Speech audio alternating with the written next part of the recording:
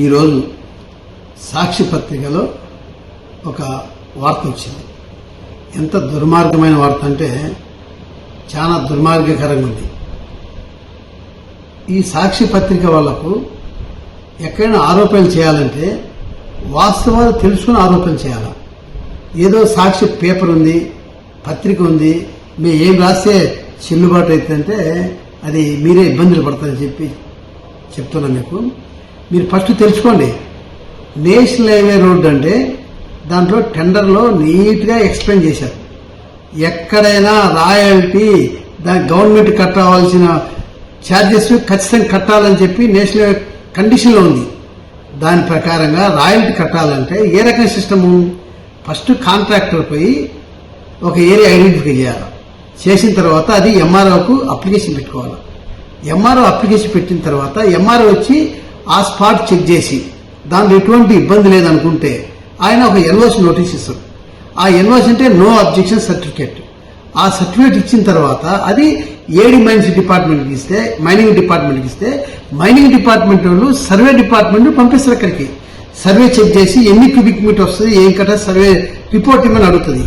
ఆ survey report ఇచ్చిన తర్వాత మైనింగ్ డిపార్ట్మెంట్ వాళ్ళు ఇన్ని క్యూబిక్ మీటర్లకు ఇంత రాయల్టీ కట్టాలని చెప్పి నోటీస్ ఇస్తారు ఎవరికి? కాంట్రాక్టర్కు. అది ఇచ్చిన తర్వాత మీరు డబ్బు కట్టిన తర్వాత రాయల్టీ స్లిప్లు ఇస్తారు, ట్రిప్ షీట్లు ఇస్తారు. ఆ ట్రిప్ షీట్ ఆ వెహికల్కు జీపీఎస్ ఉండాలా. ఏ లొకేషన్ నుంచి పర్మిషన్ ఇస్తారో ఆ లొకేషన్ నుంచి ఎక్కడికి ఇవ్వాలనో వాళ్ళు డీటెయిల్గా రిపోర్ట్ ఇస్తారు. అది జీపీఎస్లో మీరు ఫీడ్ చేస్తే బండి స్లిప్ ఉంటాయి. ఇప్పుడైనా కూడా ఏ వెహికల్ అయినా కూడా ట్రిప్ షీట్ వెహికల్లో పెట్టుకొని మీరు రాయల్టీ కట్టి పనిచేయండి. మాకు ఎటువంటి ఇబ్బంది లేదు. మీరు జర్నలిస్టులు, మీరు కూడా పోయి చెక్ చేయండి. ఉండేలేవే అక్రమంగా తోలుతుందా అక్రమంగా లేదని మీరు చెక్ చేయండి. చెక్ చేసి ఇక్కడ మన నియోజకవర్గంలో అక్రమంగా చూడండి, ఇది అక్రమంగా తోలుతాండు. ఎంత దుర్మార్గంగా తోలుతాండో ఒకసారి చూడు, అర్థమవుతుంది. ఊరికేదో వాళ్ళు కాంట్రాక్టర్ లేదు చెప్పినారని చెప్పి నీ కాడికి వచ్చాయని చెప్పి పేపర్కి ఇచ్చేది కాదు. ఇక్కడ చూడు ఎంత దుర్మార్గంగా ఉందో, ఎంత అవినీతి జరుగుతుందో మీరు ఆలోచించండి. ఒక చోట కాదు, ఎన్ని ఏరియాలలో తోలుతున్నారో జర్నలిస్ట్ చెక్ చేయాలా. ఈ జర్నలిస్ట్ కూడా మీకు కూడా బాధ్యత ఉంది. ఎక్కడైనా అక్రమంగా తోలితే కానీ మీరు అరికట్టాలా. అది వదిలేసి కాంట్రాక్టర్ సపోర్ట్ చేస్తూ కాంట్రాక్టర్ అవినీతి చేస్తే కన్నా బెదిరిస్తే భయపడి మేమేమే తలగ్గుతామని చెప్పి మీరు కాంట్రాక్టరు ఏకమై మీరు బెదిరించడానికి మీరు పేపర్లు లేపిస్తారు. పేపర్లు లేపించేది వాస్తవం కాదు, వాస్తవం ఇది జరగాల. అది జరిగేంత వరకు వదిలే ప్రశ్న ఉండదు. ఇంకోటి అర్థం చేసుకోండి, మన నియోజకవర్గంలో ఇప్పుడు నేషనల్ వర్క్ జరుగుతుంటే అన్ని కాంట్రాక్టర్లు రాయల్టీ సక్రమంగా కడితే మనకు 100 నుంచి 110 కోట్ల రూపాయలు రాయల్టీ రూపంలో డబ్బులు వస్తుంది, మైనింగ్ డిపార్ట్మెంట్కి వస్తుంది. ఆ మైనింగ్ డిపార్ట్మెంట్ ఎవరి అకౌంట్ ఉంటుంది? కలెక్టర్ అకౌంట్ ఉంటుంది. మళ్ళీ మన నియోజకవర్గానికి అదే డబ్బును తీసుకొచ్చుకొని మా అభివృద్ధి చేసుకోవచ్చు.